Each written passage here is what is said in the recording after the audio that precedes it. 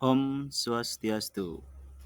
Perkenalkan, nama saya Iwayan Widiantara, merupakan CGP Angkatan 10 Kabupaten Gianyar dari SD Balikita. Kali ini saya ingin menyampaikan aksi nyata modul 1.4 yaitu tentang budaya positif. Adapun latar belakang dari aksi nyata ini yaitu disiplin positif merupakan unsur utama untuk mewujudkan budaya positif yang kita cita-citakan di sekolah. Dengan demikian, kita sebagai guru mempunyai peran untuk mewujudkan budaya positif di sekolah. Budaya positif di sekolah merupakan nilai-nilai kebiasaan yang ada di sekolah yang berpihak kepada murid agar mereka berkembang menjadi pribadi yang kritis, penuh hormat dan tanggung jawab.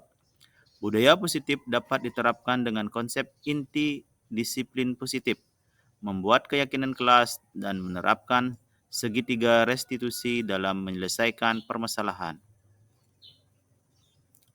Tujuan aksi nyata: membiasakan peserta didik untuk menerapkan budaya positif melalui keyakinan kelas dengan karakter positif dan memiliki budi pekerti yang baik. Di kelas memiliki keyakinan kelas dengan kesepakatan bersama, peserta didik dan guru mencari solusi dalam menyelesaikan masalah dengan menggunakan tahapan segitiga restitusi. Tolak ukur. Suasana belajar yang menyenangkan dan berpusat pada murid, terbentuknya keyakinan kelas, tumbuhnya nilai-nilai kebajikan dari dalam diri peserta didik. Dengan penerapan segitiga restitusi, dengan bimbingan guru dapat mencari solusi atas permasalahan yang dihadapi. Lini masa tindakan yang akan dilakukan yaitu berkoordinasi dengan kepala sekolah untuk melakukan diseminasi budaya positif dengan rekan sejawat, berdiskusi dengan kepala sekolah dan rekan sejawat akan pentingnya budaya positif di sekolah, melakukan diseminasi inti budaya positif kepada rekan sejawat di sekolah, mengajak rekan sejawat untuk membuat keyakinan bersama peserta didik di kelas melalui refleksi dan tindak lanjut. Dukungan yang dibutuhkan. Dukungan dari kepala sekolah, rekan sejawat, dan peserta didik agar rencana tindak lanjut yang telah disusun dapat dilaksanakan dengan baik. Adapun sarana dan prasarana yang digunakan seperti alat tulis, kertas, dan sticky note. Membagikan pemahaman dan pengalaman dalam menerapkan budaya positif dengan rekan sejawat di lingkungan sekolah. Berikut kegiatannya. Baik, terima kasih untuk teman-teman semua atas waktunya pada sore hari ini.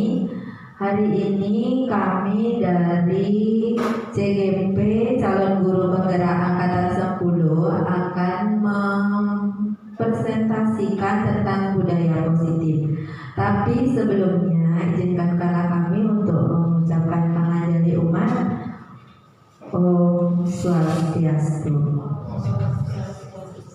Yang terhormat Tuan KSD, yang kami hormati teman-teman TK dan SD Sekolah Balikita. Nah, sebelumnya di sini kami akan memaparkan tentang budaya positif yang kita terapkan nanti di lingkungan sekolah Balikita.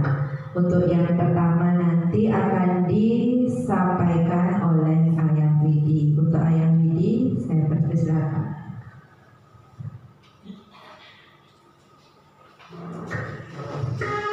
Baik, di sini yang sebagai CGP bukannya menggurui teman-teman.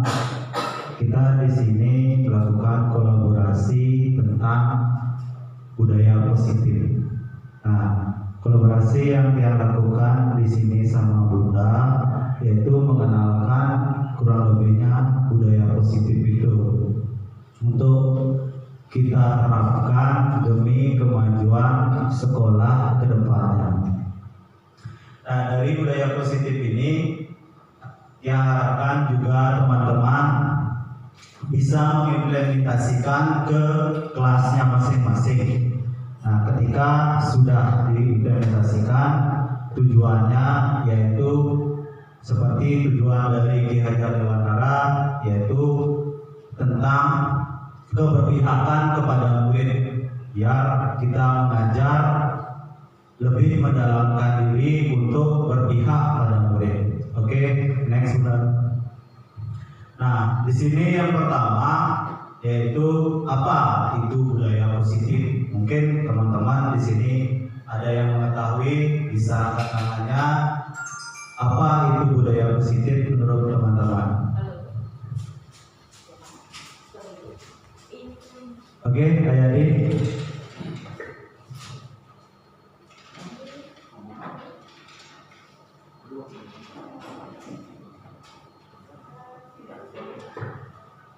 Baik, terima kasih untuk waktunya Ayah Wedi dan Bunda Sini. Menurut saya, budaya positif, budaya itulah budidaya kasar manusia yang sering dilakukan oleh manusia secara turun-menurun, yang mana itu bermuatan positif dalam arti kegiatan atau habit, kebiasaan yang dilakukan oleh setiap orang atau individu yang memiliki muatan positif atau kebaikan buat semua. Kurang lebih seperti itu. Ya, baik, Ayadi, terima kasih untuk argumennya tentang budaya positif.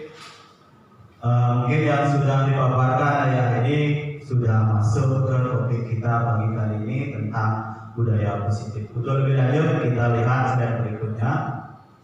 Nah, di sini budaya positif adalah sebuah nilai kebajikan yang menjadi keyakinan dan pada akhirnya menjadi karakter atau ciri khas dari sebuah komunitas atau lembaga. Seperti orang yang dibilang Ayadi itu budaya yang sudah membudaya. Untuk menciptakan budaya positif di sekolah, guru hendaklah mampu menjalankan perannya dalam menciptakan pembelajaran yang nyaman dan menyenangkan di sekolah. Karena budaya positif dapat mendorong murid mampu berpikir dan bertindak serta mencipta. Sebagai proses memerdekakan dirinya sehingga murid lebih mandiri dan bertanggung jawab. Nah, adapun dari tujuan dari budaya ini yaitu tujuannya adalah membangun budaya positif di sekolah adalah menumbuhkan karakter anak. Adapun karakter yang diharapkan yaitu menjadi manusia dan anggota masyarakat untuk mencapai keselamatan dan kebahagiaan seperti tujuan pendidikan nasional seperti yang tercantum dalam profil pelajar Pancasila. Nah, di sini ada konsep tentang inti dari budaya positif. Yang pertama itu adalah paradigma baru, yang kedua itu adalah disiplin positif, nilai kebajikan, kebutuhan dasar manusia, motivasi perilaku, posisi kontrol, dan keyakinan kelas. Yang terakhir itu adalah segitiga restitusi. Pembelajaran dengan paradigma baru, yaitu pembelajaran dengan paradigma baru merupakan pembelajaran yang dirancang berdasarkan prinsip pembelajaran berdiferensiasi sehingga para peserta didik belajar sesuai dengan kebutuhan berdasarkan tahap perkembangan sesuai dengan psikologi modern untuk mewujudkan profil pelajar Pancasila. Nah, di sini dia nggak akan mengembangkan atau menjelaskan lagi profil pelajar Pancasila karena teman-teman yang yakini sudah memahami apa itu profil pelajar Pancasila. Next, Bunda.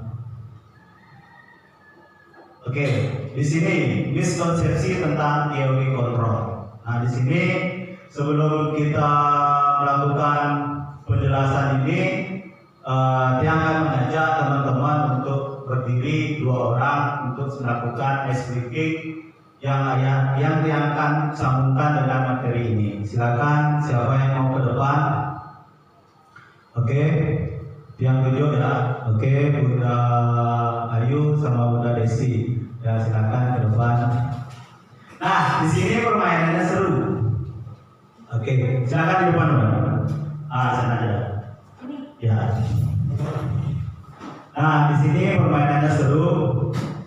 Satu orang itu mengepalkan tangannya. Nah, boleh satu orang akan merayu tangan itu biar terbuka. Oke, Bunda Desi yang mengepalkan ya. Sekarang Bunda Ayu, rayulah Bunda Desi bagaimanapun caranya biar tangan itu terbuka. Baik itu, tapi jangan kekerasan, dipukul jangan ya, karena masih dilarang. Dirayu, dibentak, dimarahi. Kebetulan saya ingin lihat Bunda marah juga. Gimana Bunda marah? Biar bisa membuka tangan itu. Dirayu boleh, gunakan rayuan-rayuan gombalnya. Silakan, bagaimana caranya biar tangan itu terbuka. Oke, silakan Bunda pakai mic-nya Bunda. Ayo Bunda tolong.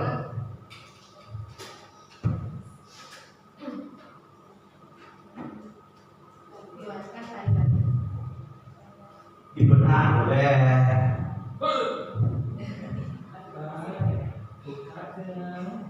Ayo dirayu boleh. Ayo silakan. Yang beri waktu kurang lebih 5 menit ya.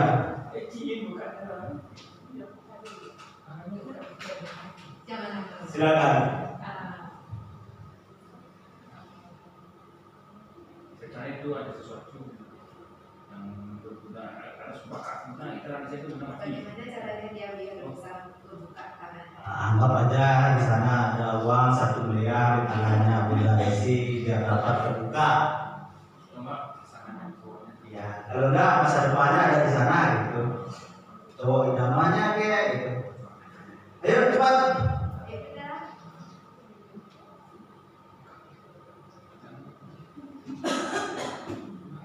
Ayo berinya digunakan. Iya.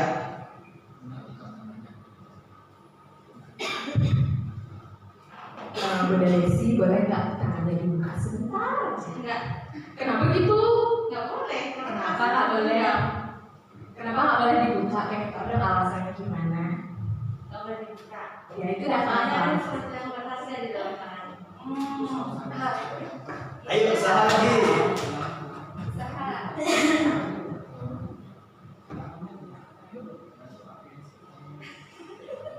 Ayo, waktu masih lagi 2 menit.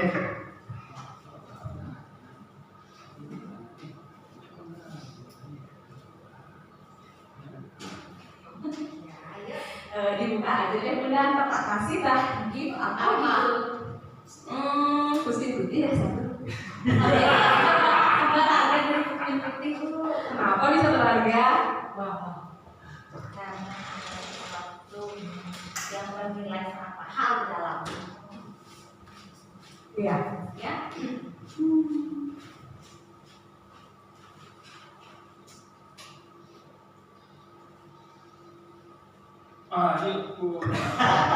Ayo.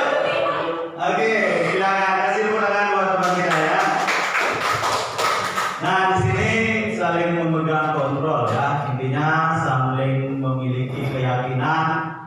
Nah, maka dari itu keyakinan yang kuat akan merubah pola pikir yang kalian lakukan. Itu maksud dari kegiatan situ.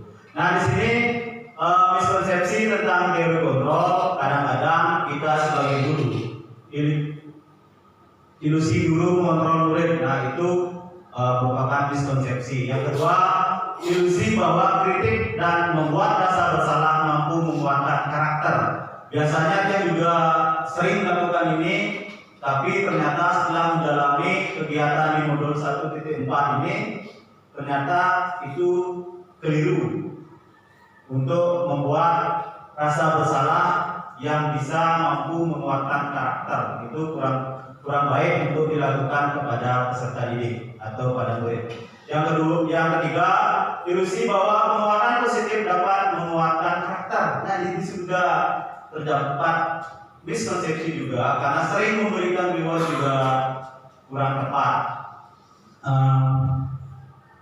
Di tengah coba aja. Di belakang.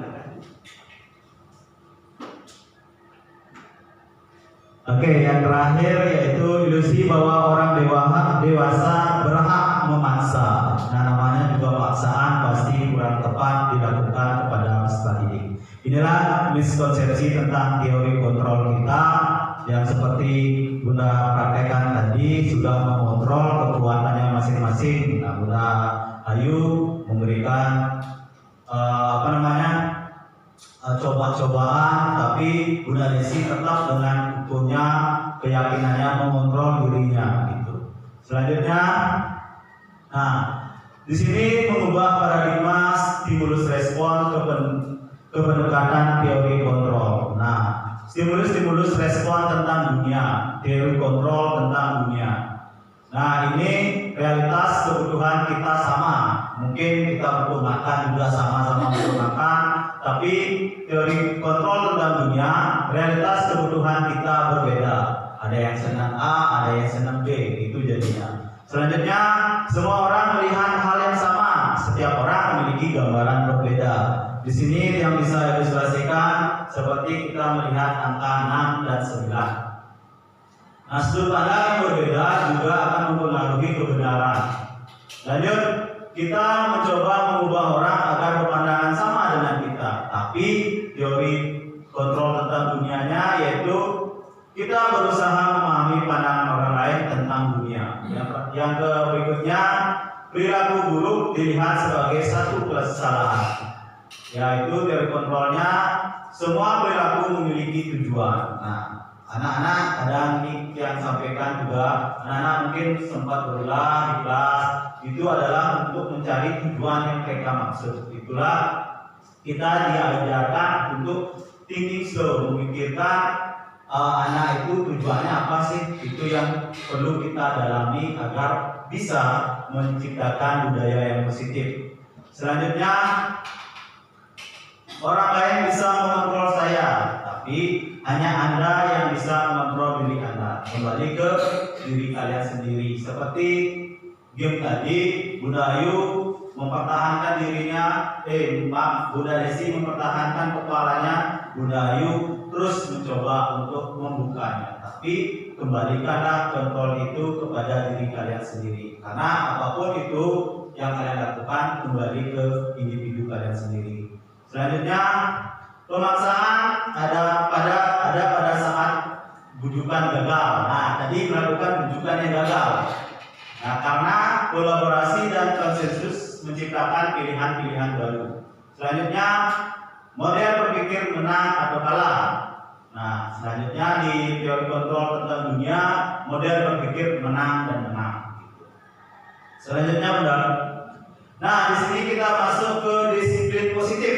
Nah, dari kata disiplin itu merupakan bahasa dari kata disiplina, yang artinya belajar disiplin mengacu pada disiplin diri yang memiliki tanggung jawab terhadap yang dilakukan berdasarkan nilai-nilai yang diyakini. Disiplin positif merupakan salah satu cara menerapkan disiplin yang bertujuan untuk menumbuhkan kesadaran serta memberdayakan peserta didik tanpa imbalan penghargaan atau reward atau ancaman hukuman. Nah, di sini tanpa kita sadari, kita juga di sekolah mari kita sempat yang juga berpikir bahwa disiplin yang kita terapkan selama ini ternyata perlu kita luruskan dan perbaiki, karena itu merupakan reward juga. Nah, itu kurang tepat. Nah, supaya dari ini kita akan diskusikan ke depannya, penghargaan itu kita akan sedikit kurangi biar muncullah intrinsiknya sendiri dari anak itu untuk berubah. Nah, maka dari itu sebagai pendidik, tujuan kita adalah menciptakan peserta didik yang memiliki disiplin diri sehingga mereka berperilaku mengacu kepada nilai-nilai kebajikan universal dan motivasi intrinsik dalam perubahan perilaku ke arah yang lebih baik. Nah, di sini secara jujur agak yang juga merasakan tantangan sih, memunculkan diri anak itu secara intrinsik itu. Kalau di kelas kecil itu gimana ya gitu. Menurut teman-teman juga bagaimana? Gampang apa tidak? Menurut teman-teman? Bagaimana? Kalau memunculkan motivasi intrinsik, nah kalau teman-teman menganggap susah, berarti itu merupakan tantangan dari teman-teman. Ntar akan dijelaskan di slide-slide berikutnya. Next, Bunda. Nilai-nilai kebijakan, nilai yang disepakati bersama lepas dari suku bangsa, agama, bahasa maupun latar belakangnya. Contoh nilai kebajikan, institusi atau organisasi. Nah, di sini ada profil pelajar Pancasila, 5 years program, petunjuk seumur hidup dan keterampilan hidup. Itu saling berkaitan dari contoh nilai kebijakan dari organisasi. Silakan next, Bunda.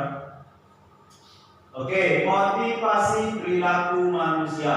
Nah, di sini motivasi intrinsik dan ekstrinsik. Nah, di mana motivasi intrinsik yaitu untuk menjadi orang yang mereka inginkan dan menghargai diri sendiri dengan nilai-nilai yang mereka percaya.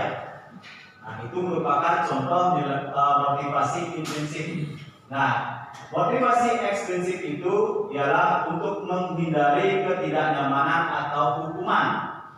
Nah, bisa dibilang juga untuk mendapatkan imbalan atau penghargaan dari orang lain. Itu merupakan contoh motivasi ekstrinsik. Next.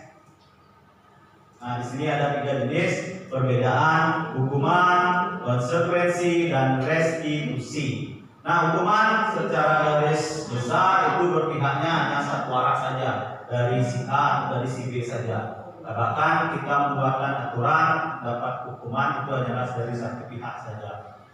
Hukuman biasanya tidak terencana atau tiba-tiba. Murid tidak tahu apa yang akan terjadi atau dilibatkan atau tidak dilibatkan. Bersifat satu hari atau satu arah, berupa hukuman fisik atau psikis. Sedangkan konsekuensi terencana atau disepakati sesuai dengan peraturan. Murid tetap dibuat tidak nyaman. Sikap guru selalu memonitor murid. Nah, yang paling bagus itu adalah dari hukuman konsekuensi, yaitu yang terakhir, restitusi. Di mana dalam restitusi ini proses menciptakan kondisi bagi murid untuk memperbaiki kesalahan. Proses kolaboratif yang mengajarkan murid untuk mencari solusi sendiri. Next. Nah, di sini ada namanya keyakinan kelas. Keyakinan kelas adalah persetujuan yang dibuat bersama antara guru dan murid. Selanjutnya akan dilaksanakan bersama-sama untuk menciptakan lingkungan belajar yang kondusif. Nah, artinya keyakinan kelas ini, siapapun yang masuk ke kelas itu akan dilaksanakan untuk menciptakan lingkungan belajar yang kondusif. Artinya sama-sama mengikuti keyakinan yang sudah dibuat. Biasanya kita sudah menerapkan ini, tapi kita masih belum bilangnya dengan peraturan biasanya. Karena yang juga di kelas 5 membuat aturan, tapi sebenarnya yang saya buat itu secara tidak sadar merupakan keyakinan. Kenapa yang bilang keyakinan? Karena kita membuatnya dari murid dengan guru. Itu ada persetujuan yang dibuat bersama guru dan murid. Selanjutnya, pembentukan keyakinan kelas yaitu bersifat abstrak, berupa pernyataan universal, dibuat dalam pernyataan positif sedikit saja agar mudah diingat, sesuai dengan kondisi kelas atau sekolah sehingga mudah diterapkan. Semua warga sekolah atau kelas dilibatkan saat membuat keyakinan kelas. Maka itu adanya berbagai macam pihak di kelas untuk perlu dilibatkan. Maka itu ada sinkronisasi antara murid dengan guru dalam pembuatan keyakinan kelas. Selanjutnya, kebutuhan dasar manusia. Nah, di sini kebutuhan dasar manusia. Oke, untuk kebutuhan dasar manusia ini kita akan dilanjutkan oleh Bunda tentang kebutuhan dasar manusia. Oke, sebelum itu saya ucapkan terima kasih teman-teman atas perhatiannya yang sangat khusus. Terima kasih buat teman-teman. Silakan untuk kebutuhan dasar manusia dilanjutkan oleh Bunda Agustin.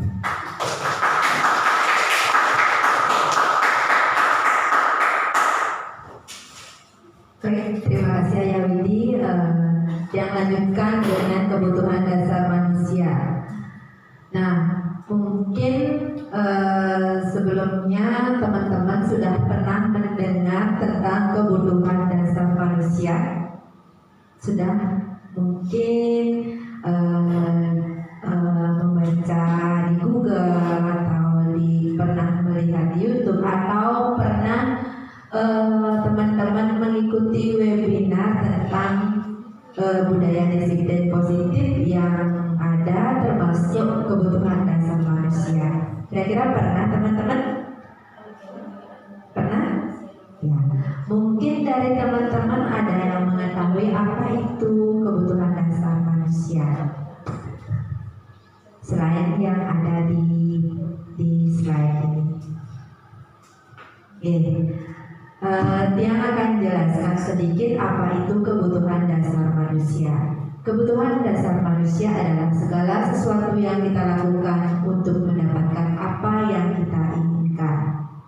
Seluruh tindakan yang kita lakukan memiliki tujuan tertentu, dan semua usaha terbaik yang kita lakukan adalah dalam rangka kebutuhan dasar kita terpenuhi dengan baik. Ya, itu merupakan pengertian dari kebutuhan dasar manusia, mendapatkan apa yang kita inginkan. Nah, dari sana teman-teman misalnya teman-teman hari ini ingin apa? Ingin apa? Ingin makan bakso. Oh, ingin makan bakso. Berarti itu kebutuhan kalian sudah, salah satu kebutuhan kalian sudah terpenuhi, yaitu ingin makan bakso. Nah, mungkin ada lagi teman-teman butuh apa? Misalnya kepingin apa? butuh pendidikan. Ya, berarti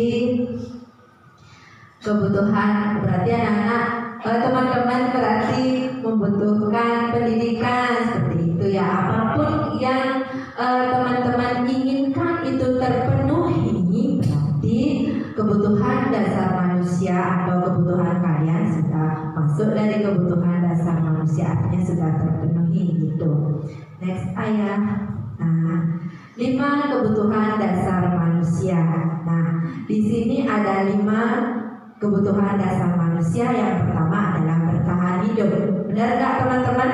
Salah satu kebutuhan dasar kalian itu adalah bertahan hidup, yaitu contohnya kalian itu butuh makan, pakaian, tempat tinggal, keamanan dan kesehatan. Nah, itu termasuk kebutuhan dasar dari manusia. Salah satunya yaitu bertahan hidup. Yang kedua itu adalah kasih sayang dan rasa diterima. Nah, kalian butuh kasih sayang nggak? Butuh kasih sayang ya, dan rasa diterima dimanapun kalian itu berada. Dimanapun teman-teman itu berada, kalian atau teman-teman itu pasti kepingin, oh saya ingin diterima di tempat ini, diterima sebagai teman, disayangilah di sini, saya merasa diri saya berguna lah di sini, seperti itu. Nah, contohnya rasa diterima, nah seperti yang dia bilang tadi, diterima mungkin di tempat kerja baru gitu, dipedulikan, berbagi, kerjasama, menjadi bagian dalam kelompok. Nah, salah satunya yang sudah saya sampaikan ketika misalnya kalian masuk ke sekolah Bali kita, misalnya ya, kalian ini kan berada di tempat baru, berarti kalian bisa diterima di tempat ini, berarti sudah masuk kalian. Jadi 5 kebutuhan dasar kalian sudah masuk, dari salah satunya itu sudah masuk, yaitu diterima atau rasa diterima di dalam kelompok. Nah, yang ketiga itu adalah penguasa. Nah, penguasa contohnya harga diri, keinginan untuk dianggap, memimpin, berprestasi, diakui, dan yang terakhir itu didengar. Penguasa biasanya lebih ke kalian kepingin menjadi seorang pemimpin. Seorang pemimpin artinya bisa menguasai salah satu atau beberapa organisasi. Nah, seperti itu ya. Jadi dari 5 kebutuhan dasar itu ada penguasa, berarti berarti kalian dari 5 itu salah satunya sudah terpenuhi. Nah, yang keempat ada kebebasan. Kalian butuh kebebasan nggak? Butuh. Nah, teman-teman pasti butuh kebebasan. Nah, kebebasan itu artinya ada contohnya itu mandiri, memiliki pilihan, mencoba hal yang baru, dan mampu mengendalikan arah dirinya. Dan yang terakhir adalah kesenangan. Nah, pasti semua teman-teman di sini butuh kesenangan ya? Ya. Iya, butuh kesenangan karena biar tidak di kepala kita itu kerjaan saja. Nah, sekali-sekali kita butuh kesenangan dengan cara bagaimana, teman-teman? Hah? Oh, melari. Iya, melari, bernyanyi, apa lagi? Kebutuhannya di ini, apa namanya, dipenuhi. Iya, nah kalau sudah dapat uang berarti itu masuk kesenangan juga. Ketika kita sudah dapat uang berarti kan kita senang. Berarti salah satu kebutuhan kita sudah terpenuhi. Seandainya kelima kebutuhan kalian sudah terpenuhi, berarti kalian bagaimana? Bahagia, ya. Nah, lanjut ayah. Nah, 5 posisi tadi sudah kebutuhan ya, kebutuhan dasar teman-teman di sana masuk, kebutuhan dasar murid di sana masuk. Jadi yang tadi itu selain kita sebagai guru, murid juga memerlukan 5 dasar kebutuhan yang harus kita dapat penuhi. Kita harus bisa memberikan mereka kesenangan, apalagi kebebasan dan lainnya yang sudah Tia jelaskan tadi.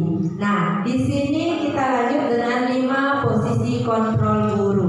Nah, guru memiliki 5 posisi kontrol.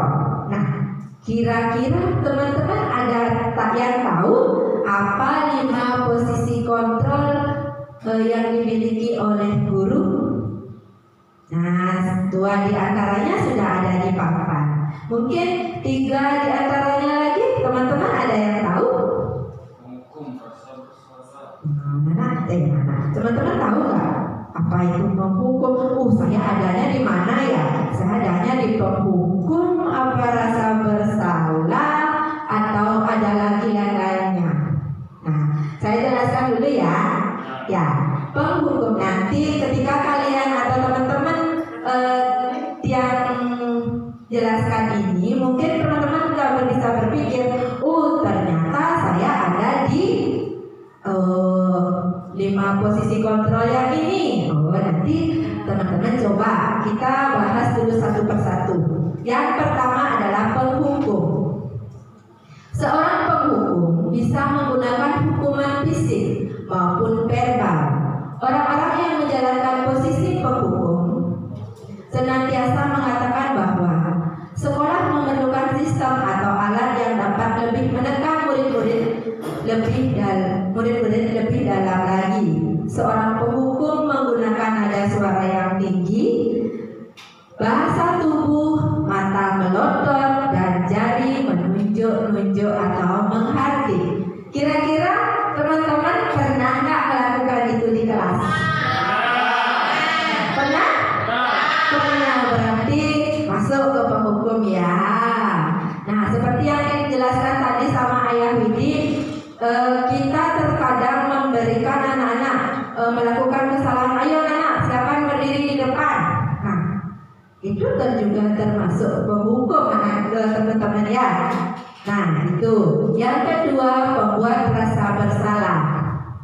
Seorang pembuat rasa bersalah akan bicara dengan nada tenang, cenderung lemah lembut, namun kata-kata yang diutarakan cenderung membuat murid menjadi yang gagal. Nah, memandang buruk dirinya sendiri, merasa tidak berharga, dan tidak sanggup membahagiakan orang lain. Ketika memposisikan dirinya sebagai pembuat rasa bersalah, maka murid menganggap dirinya yang bersalah dan dia akan menyimpan emosi tersebut di dalam dirinya. Nah, teman-teman tahu nggak? Pernah nggak kalian berada di pembuat rasa bersalah sebagai guru? Nah, contohnya seperti apa? Kata-kata yang kalian keluarkan ke murid itu seperti apa? Ayo teman-teman, ada yang tahu? Kamu ini nakal. Kamu ini nakal. Gara-gara kamu temanmu nangis. Oh, gara-gara kamu temanmu nangis. Oke. Kok kamu kencing gak bilang-bilang, kencing kan? Oh, kok kamu kencing gak bilang-bilang kencing kan? Iya. Kelas ini ribut gara-gara kamu. Oh, kelas ini ribet gara-gara kamu. Saya teman-teman ya. Nah, mungkin kita juga pernah, saya pun berada di posisi ini ya. Saya pun secara tidak sadar, secara tidak langsung memang saya pun masuk di posisi ini. Misalnya, kenapa kamu datangnya kenapa kamu ribut di kelas? Nanti kalau didengar oleh kepala sekolah, nanti kan bunda jadi yang dimarahi. Nah, seperti itu juga termasuk membuat rasa bersalah, membuat murid itu langsung merasa dirinya itu salah, tapi dia menahan emosinya. Ya, itu teman-teman ya. Berarti teman-teman pernah ada di posisi ini? Pernah. Oke, lanjut ya. Nah, yang ketiga yaitu ada di posisi guru sebagai posisi di teman. Nah, dalam posisi teman, guru akan berbicara dengan nada ramah, akrab, cenderung bercanda gurau untuk menjaga agar suasana tetap santai. Murid akan merasa tenang, aman dan akrab dengan guru. Identitas yang tercipta adalah identitas sukses dan berhasil. Namun karena ini adalah dorongan eksternal, maka ada faktor ketergantungan dari murid pada orang tertentu, sehingga bisa jadi di lain kesempatan murid hanya berlaku baik pada orang-orang tertentu saja. Murid juga tidak bisa mandiri dan tidak bisa berpikir untuk dirinya sendiri. Nah, di posisi teman, biasanya seorang guru, mungkin teman-teman di kelas atau di sekolah balik kita sering saya lihat kita itu sering berada di posisi teman ya. Nah, di posisi teman biasanya kita itu ngobrol sama anak ini nanti seperti ini loh, gitu. Biasanya kan gitu teman-teman. Mungkin ada teman-teman yang beberapa seperti itu. Jadi siapa dari teman-teman di sini yang berada di posisi teman, anak-anak itu akan tergantung sama yang guru yang berada di posisi teman. Jadi guru yang lain dia tidak peduli gitu. Jadi anak itu akan ketergantungan dengan salah satu guru yang memposisikan dirinya itu sebagai posisi teman. Seperti itu. Ya. Mungkin teman-teman pernah berada di sana? Pernah apa tidak? Pernah. Oke, kita lanjut sekarang posisi pemantau. Posisi pemantau mengandalkan data atau penghitungan untuk mengontrol murid. Guru mengarahkan murid berdasarkan peraturan dan konsekuensi. Seorang pemantau akan bersuara datar, tidak emosian, tidak bersanda gurau, ataupun menggunakan suara tinggi. Posisi pemantau akan menciptakan identitas diri positif atau berhasil. Namun, guru harus selalu memantau akan sanksi yang sudah diberikan. Dampaknya, murid akan senantiasa menghitung konsekuensi dan hadiah tanpa memahami sepenuhnya nilai kebaikan yang dituju. Hal ini juga membuat murid yang tidak sepenuhnya mandiri. Nah, di sini teman-teman, posisi pemantau contohnya seperti ini. Nah, seseorang siswa misalnya dia itu tidak menyelesaikan tugasnya, ya, dia ribut di kelas. Nah, harusnya setelah jam pelajaran anak-anak itu kan harusnya istirahat. Nah, contohnya seperti itu.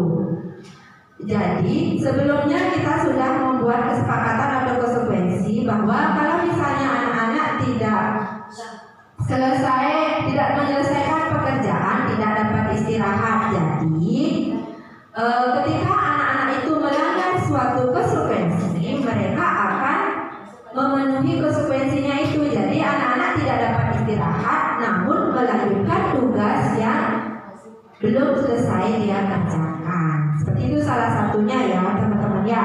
Nah yang terakhir ada manajer. Nah teman-teman ada di posisi ini? Pernah ada di posisi ini?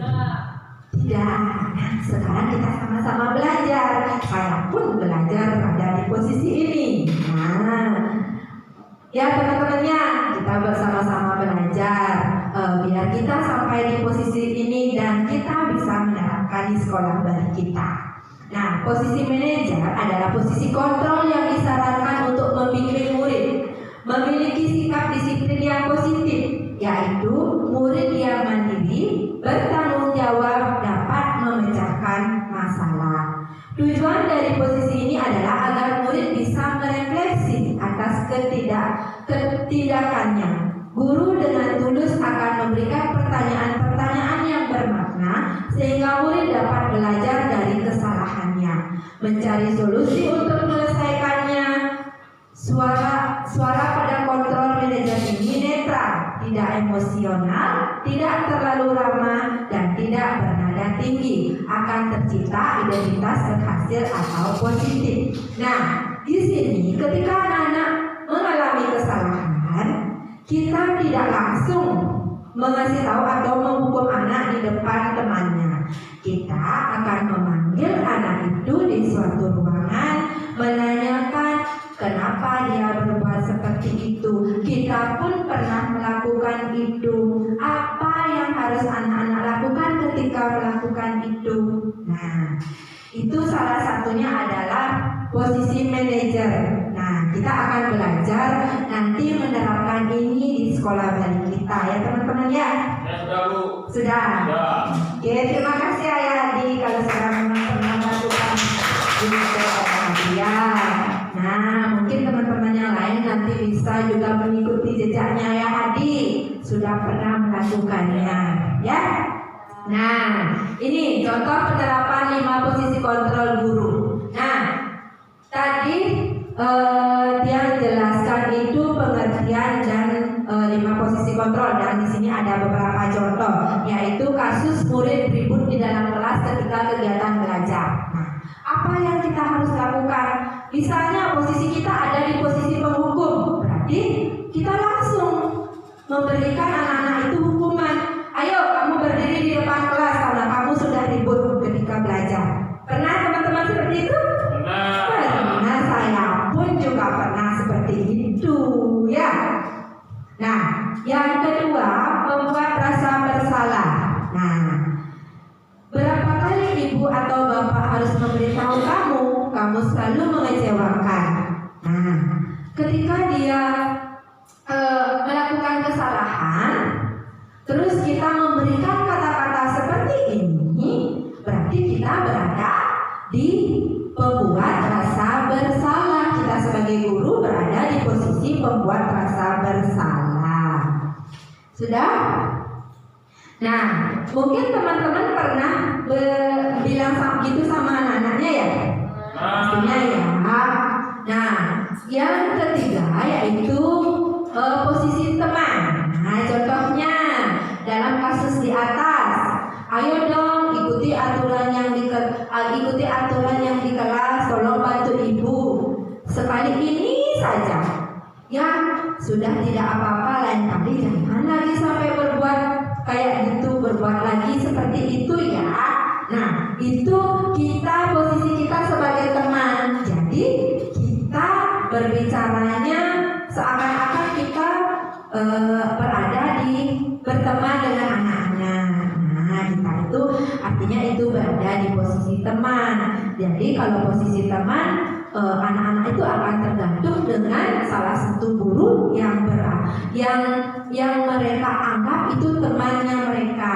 Jadi ketergantungan dia ya, kalau tidak ada gurunya berarti dia tidak akan disiplin seperti itu. Yang keempat, Nah, contohnya, kamu telah melanggar peraturan di kelas. Kamu tahu konsekuensinya. Setelah pembelajaran selesai, kamu tidak boleh istirahat. Lanjutkanlah tugas yang belum kamu buat. Lain kali jangan diulangi lagi. Nah, itu adalah salah satu posisi pemantau. Posisi pemantau memang sudah kita buat konsekuensi yang akan dilakukan oleh anak. Nah, seperti itu. Lanjut ayah. Nah, yang terakhir adalah posisi manajer. Apa yang seperti yang sudah saya bilang tadi, apakah kamu tahu kesalahanmu? Kira-kira bagaimana kamu bisa memperbaiki kesalahanmu? Nah, kita panggil anak itu, kita ajak dia bicara di suatu tempat, kita ajak berbicara secara empat mata, menanyakan kenapa kamu seperti itu. Kira-kira kalau seperti itu bagaimana penyebabnya atau apa yang akan kita lakukan, bagaimana cara kamu memperbaiki kesalahan yang sudah kamu bikin. Nah, mungkin seperti itu ya yang manajer. Jadi kita di sini akan sama-sama belajar untuk berada di posisi manajer ya teman-teman ya. Saya Bisa. Astungkara bisa ya? Bisa. Mungkin ada beberapa mungkin yang memang bisa kita lakukan, mungkin ada yang anak-anak yang susah dengan penanganan ini ya. Kita tidak memungkiri itu karena manusia itu tidak sempurna menyelesaikan 5 posisi atau berada di posisi manajer ini ya. Ya, lanjut. Nah, yang terakhir adalah segitiga restitusi. Nah, segitiga restitusi mungkin hampir sama dengan yang manajer ya teman-teman ya. Nah, segitiga restitusi suatu proses dialog yang dijalankan oleh guru agar dapat menghasilkan murid yang mandiri dan bertanggung jawab. Sama, hampir sama dengan itu segitiga restitusi, yaitu yang pertama ada menstabilkan identitas. Yang kedua ada validasi tindakan yang salah, dan yang ketiga menanyakan keyakinan. Menanyakan keyakinan artinya kesepakatan yang sudah kita buat sebelumnya, seperti yang sudah dijelaskan sama ayah Willy tadi. Sebelum kegiatan pembelajaran mungkin ya, kalau saya di TK sempat bikin seperti itu sama anak-anak, walaupun dalam hal yang tingkatannya kecil ya. Nah, sebelum kegiatan pembelajaran kita mengingatkan kesepakatan yang sudah kita buat. Nah, di sana ketika anak-anak membuat kesalahan, nanti kita menanyakan keyakinan yang kita buat sudah seperti bagaimana ya, apakah anak-anak melanggar keyakinan. Nah, seperti itu. Nah, lanjut ayah. Nah, menstabilkan identitas. Berdasarkan prinsip membuat kesalahan adalah bagian dari pembelajaran. Nah, contohnya, ini contoh kata-katanya ya teman-temannya. Nah, ini kan contoh kata-katanya ketika anak-anak itu melakukan kesalahan, teman-teman bisa bilang seperti ini: berbuat salah itu wajar. Itu termasuk menstabilkan identitas. Artinya teman-teman memanggil anak-anak, mengajak dia duduk empat mata, menanyakan berbuat salah itu wajar kok. Bunda aja pernah berbuat salah. Nah, kata-katanya seperti itu. Tidak ada manusia yang sempurna. Nah, terus yang ketiga, ibu juga pernah melakukan itu. Itu artinya kita menstabilkan dia agar dia nantinya mau menyampaikan apa yang sudah dia lakukan. Yang ketiga, ibu tidak mau mencari siapa yang salah, tapi ibu ingin mencari solusi dari permasalahan ini. Kita sebagai guru tidak langsung menyalahkan anak ketika mereka melakukan kesalahan, tetapi kita mencari kenapa dia melakukan itu. Nah, apa alasannya dari kenapa dia melanggar, misalnya kegiatan di kelas mungkin misalnya dia itu tidur di kelas. Kenapa dia tidur di kelas? Kita tidak boleh langsung kamu tidak boleh tidur di kelas. Silakan kamu misalnya cuci muka. Nah, kita harus menanyakan anak-anak, kenapa kamu tidur di di kelas kemarin kamu tidurnya kemalaman atau bagaimana ya menurut teman-teman ya, kata-kata teman-teman mungkin lebih bagus daripada saya ya. Nanti seperti itu kan caranya kita menstabilkan identitas. Terlanjut kita ke validasi tindakan yang salah. Berdasarkan prinsip setiap perilaku berupaya memenuhi suatu kebutuhan tertentu. Nah, kata-kata yang bisa teman-teman sampaikan ketika anak-anak melakukan kesalahan yaitu yang pertama, kamu pasti punya alasan mengapa melakukan hal itu. Nah, yang kedua, kamu patut bangga karena kamu telah melindungi sesuatu yang penting buatmu. Dan yang ketiga, kamu melakukan karena mempertahankan sesuatu yang penting bagimu.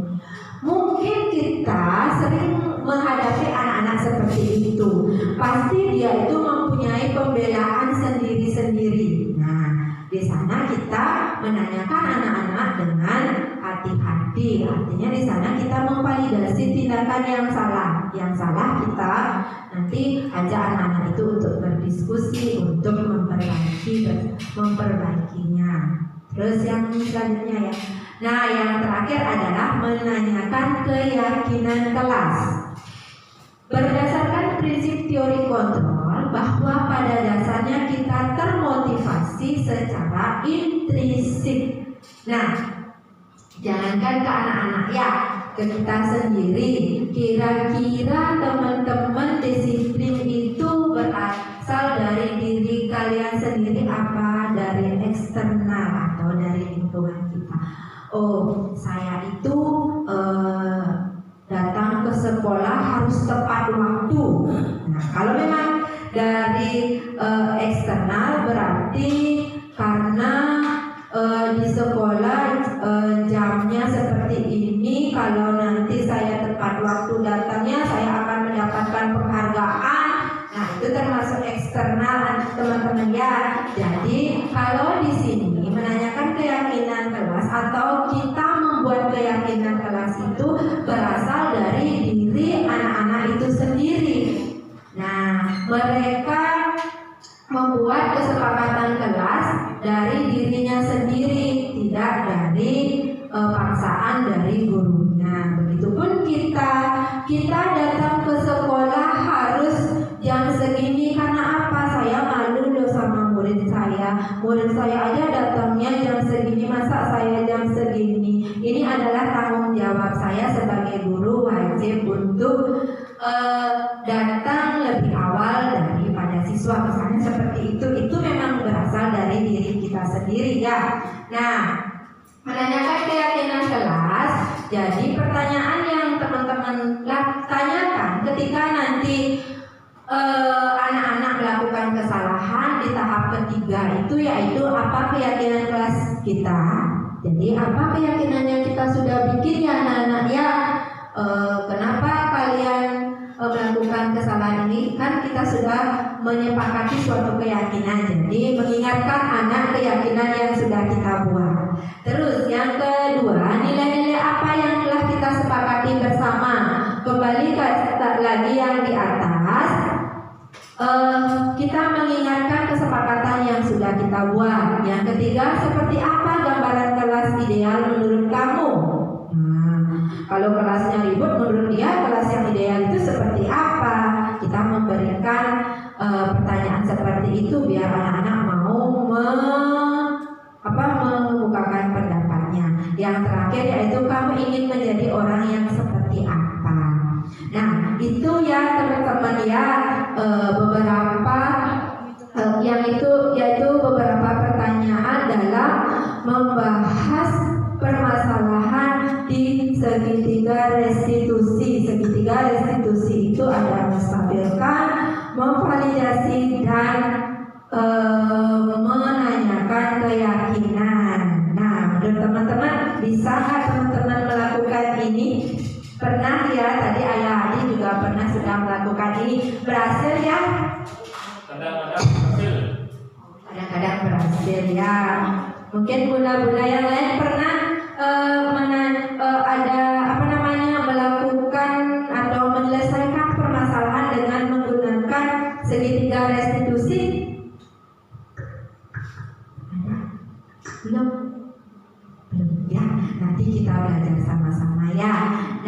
itu budaya positif yang bisa kami sampaikan ya. Yuk dilanjutkan ya. Nah, di sini ada kesimpulannya. Dalam penerapan program disiplin positif, hendaknya guru memiliki standar kepribadian profesional dan sosial yang baik, di mana guru mampu merefleksikan dirinya dalam posisi kontrol saat ini. Bagaimana perjalanan dirinya sebagai among atau manajer yang menuntun murid-muridnya menjadi insan yang mandiri, merdeka, dan bertanggung jawab. Semuanya ini ada hubungannya dengan filosofi Ki Hajar Dewantara. Kita sebagai guru harus bisa menuntun murid, karena murid itu sudah memiliki kodratnya sendiri, yaitu kodrat alam dan kodrat zaman. Jadi kita menuntun biar dia terarah. Tuh ya teman-teman ya, itu yang bisa yang sampaikan pada sore hari ini. Mohon maaf apabila dari kata-kata yang ada yang kurang, yang bukan mau menggurui teman-teman. Saya tahu teman-teman jauh lebih daripada saya. Ya, terima kasih teman-teman untuk waktunya. Saya serahkan ke Ayah Pintu. Baik, terima kasih atas waktunya di sini. Marilah kita bersama-sama biar bisa memposisikan diri sebagai manajer dalam menghadapi suatu masalah, baik itu dengan murid. Nah, di sini kita juga masih belajar, meskipun Ayah Haji sudah melakukan, tapi dengan hasilnya gimana? Masih permulaan. Masih coba-coba, masih permulaan. Marilah di sini kita akan bisa memposisikan diri sebagai manajer dan menerapkan segitiga restitusi ketika menghadapi masalah. Oke, terima kasih kali sekali. Terima kasih untuk waktunya dan tepuk tangan buat kita.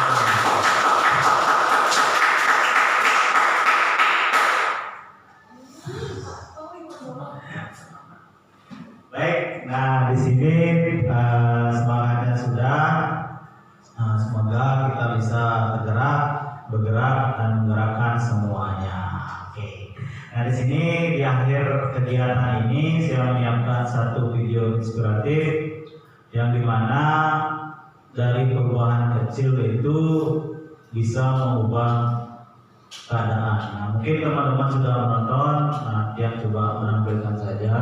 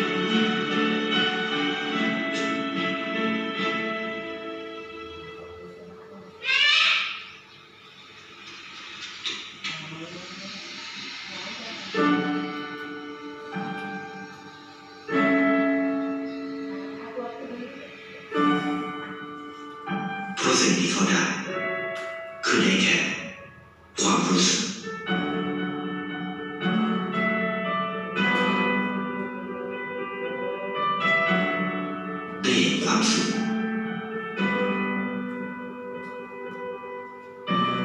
ได้เข้าใจ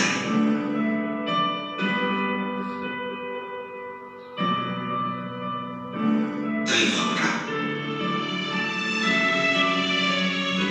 ได้ในสิ่งที่เงินซื้อไม่ได้ได้โลกที่สวยงามกว่าเดิม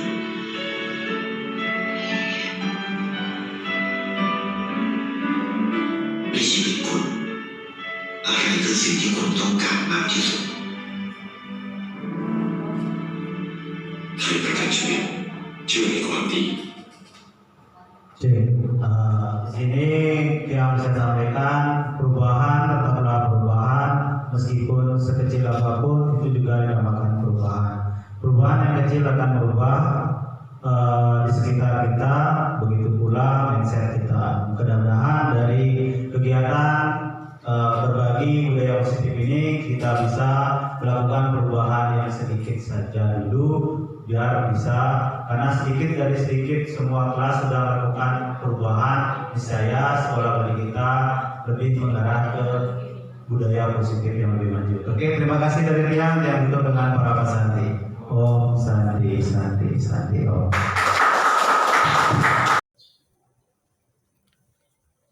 Setelah melakukan pembagian dengan pemahaman pengalaman dalam penerapan budaya positif dengan rekan sejawat di sekolah, selanjutnya mengimplementasikan konsep-konsep inti dalam modul budaya positif di lingkungan kelas. Di sini yaitu penerapan keyakinan kelas. Berikut video tentang penerapan keyakinan kelas di kelas 5. Baik semuanya, selamat pagi anak. Selamat pagi ayah. Good morning class. Good morning ayah. How this morning? I'm fine and you and you. I'm fine to thank you. Nah, hari ini saya ingin mengajak kalian untuk membuat namanya keyakinan kelas.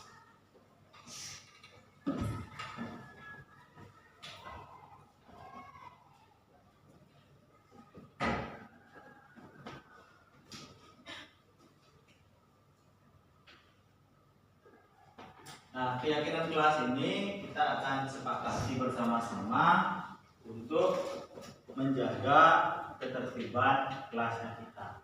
Gimana? Setuju? Setuju. Kurang setuju? Setuju. Oke, kurang semangat. Yuk kita kasih tepuk tangan dulu. Tepuk semangat. Semangat. Semangat, yes. Oke, kurang semangat. Ulang lagi sekali. Tepuk semangat.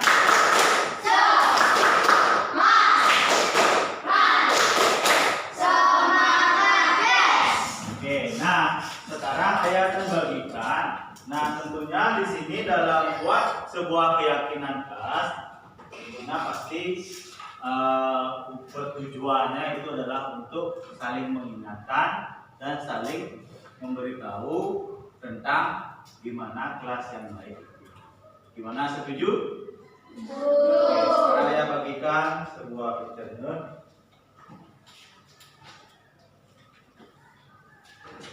Ntar ditulis ya, ditulis. Ntar apa isinya mohon ditulis ya.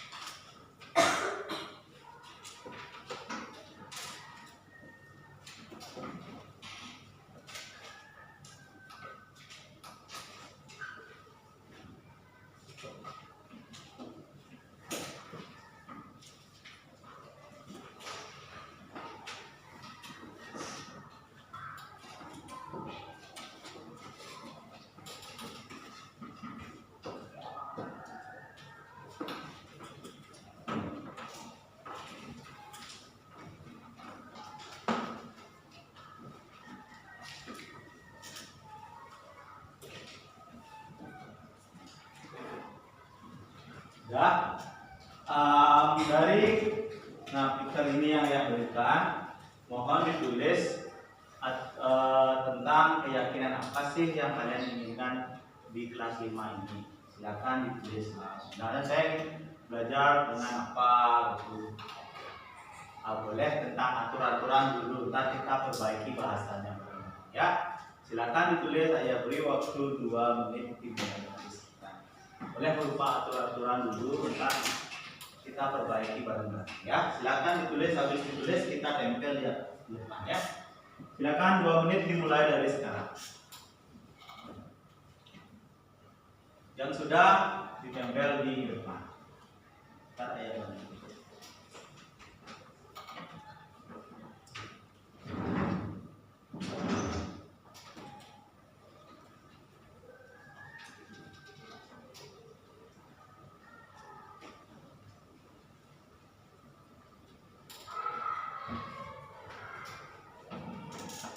Ya.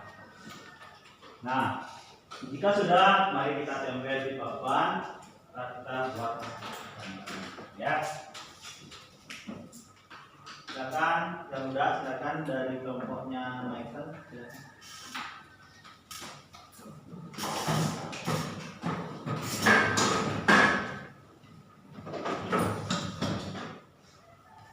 Silakan tempel di.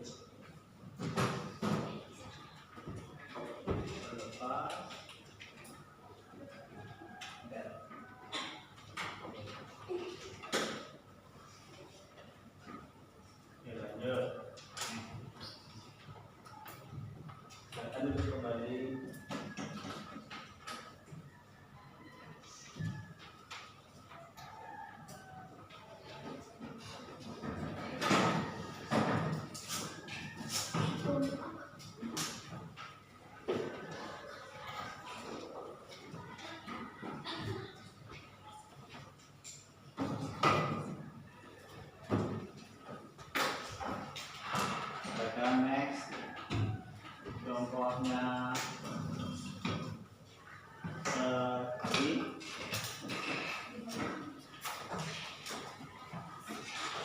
di bawahnya dia.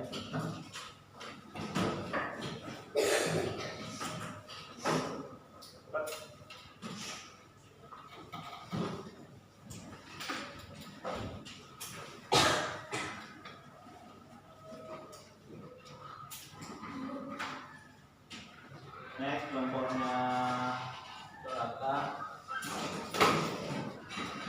Jadi dulu di atas, ini kan sekarang.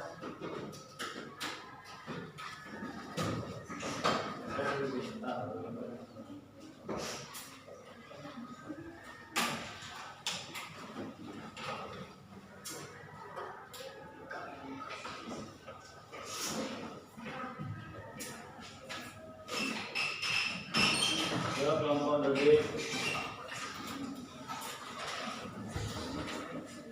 yang udah duduk.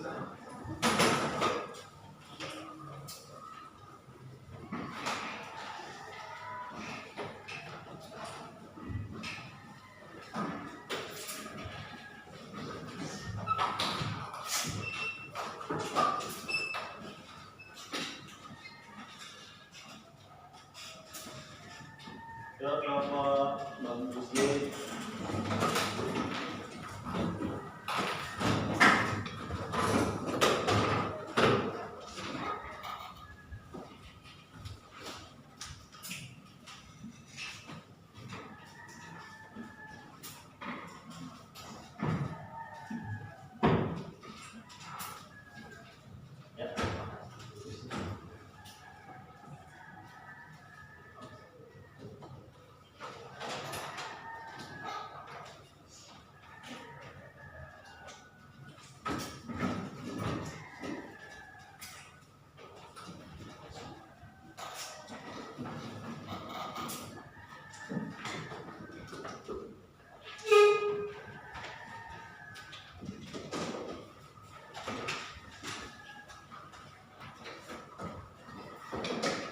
Baik, sudah semua ya.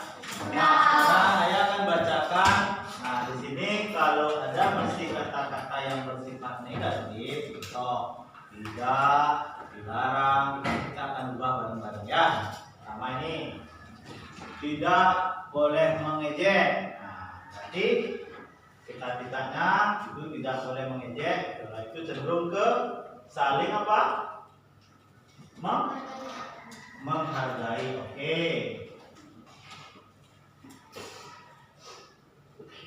Yang kedua, pertama ya. Tidak boleh mengganggu teman yang sedang belajar. Juga bersama ya, saling menghargai. Nomor berikutnya, semua anggota piket harus melaksanakan tugasnya. Berarti ini cenderung kemana? Tanggung. Ya, kita harus tanggung jawab ya, tanggung.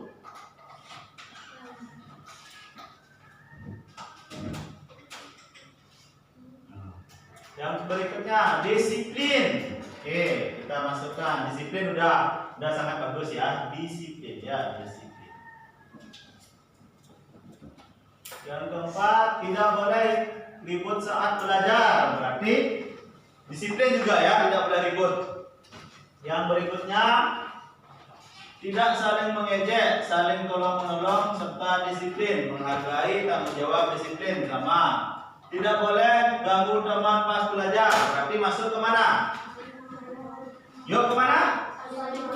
Saling menghargai. Maksudnya ya saling menghargai. Saya ingin keyakinan di kelas 5 adalah saat kegiatan belajar kita tidak boleh ribut dan disiplin agar pelajarannya dapat dimengerti. Berarti dia cenderung kemana? Disiplin. Oke, good job, disiplin. Tidak boleh mengobrol saat belajar. Disiplin. Oke, good job. Saya ingin apa nih? Arjuna apa yang ditulisnya? Berteman baik di kelas. Berarti kemana? Berteman baik. Saling menghargai. Oke, lanjut. Belajar yang sangat tenang, aman dan nyaman, tidak berkata kasar. Kemana ini? Disiplin. Selain disiplin dia bisa juga masuk. Saling menghargai. Oke. Tidak mengobrol saat ayah bunda menjelaskan, kecuali saat disuruh berdiskusi kerja kelompok. Disiplin. Oke, good job Michael. Lanjut. Tidak melakukan hal-hal yang dapat menyakiti teman. Saling menghargai. Tidak boleh bermain saat guru menjelaskan sesuatu. Disiplin. Oke, good job. Tidak saling mengejek, saling menghormati guru. Saling menghargai. Keyakinan kelas tidak ada pertengkaran. Saling menghargai, belajar dengan teratur. Oke. Tidak saling mengejek. Saya ingin saat belajar disiplin dengan bermain. Oke. Tidak boleh berkata kasar. Disiplin atau saling menghargai. Keyakinan saya adalah kelas adalah semakin disiplin. Belajar di luar tidak boleh saling mengejek. Nah, tidak membuli sama masuk kemana? Menghargai. Saya ingin belajar dengan bebas supaya pikiran bisa refresh. Tanggung jawab ya. Saya ingin belajar sering di luar, juga harus ada tanggung jawab ya. Ini keyakinan di kelas kita, yaitu satu, kita menyepakati dari aturan yang kalian buat. Nah, maksud dan tujuannya itu adalah begini ya, saling menghargai. Maka itu saling menghargai apa? Tidak boleh mengejek, tidak boleh membuli. Itu maksudnya ke saling menghargai. Adanya tanggung jawabnya kalian. Tanggung jawabnya itu kalian apa? Misalnya ketika piket, tanggung jawab ya, jangan lepas dari piketnya kalian. Oke, disiplin dalam bidang apapun. Nah, bagaimana untuk keyakinan kelas dari ketiga ini? Apakah kalian setuju? Setuju? Yang setuju angkat tangannya. Oke, sudah setuju.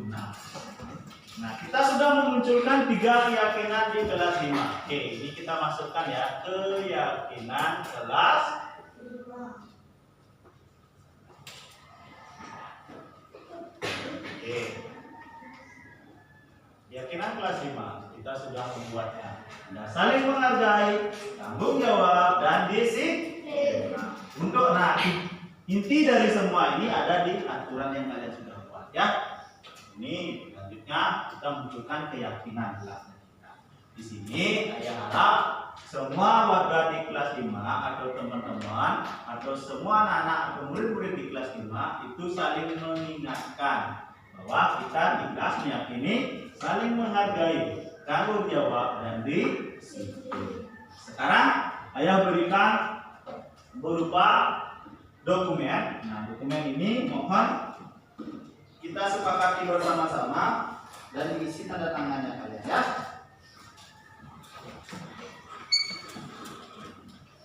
Ya dulu yang pertama isi.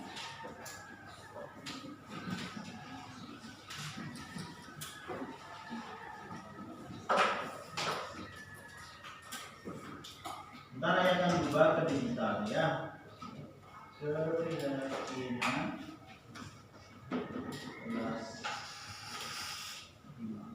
Oke, mohon satu orang yang membacakan yang pertama keyakinan kelas kita apa? Saling. Yang kedua.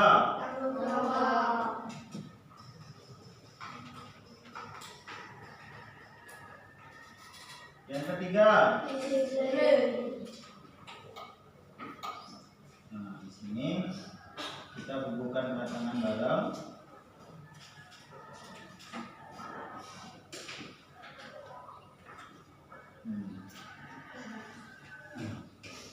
Sudah, belakang dari ini bawa ke belakang disitakan dalam kotak ya.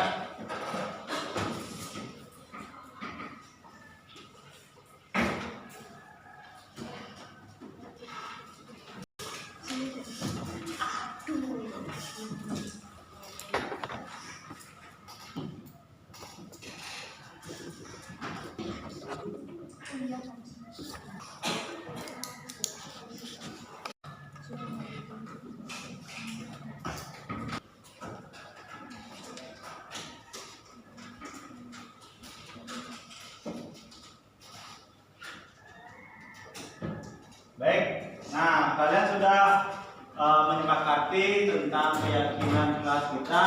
Mudah-mudahan kelasnya semakin baik, semakin semangat dan kalian bahagia. Oke, lagi sekali, kelas 5. Happy. Terima kasih untuk hari ini. Nah, dan mari kita saling mengingatkan tentang keyakinan kelas kita.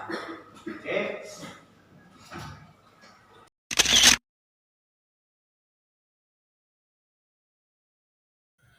Setelah melakukan budaya positif, nah di sini ada rencana perbaikan dan pengembangan di masa depan.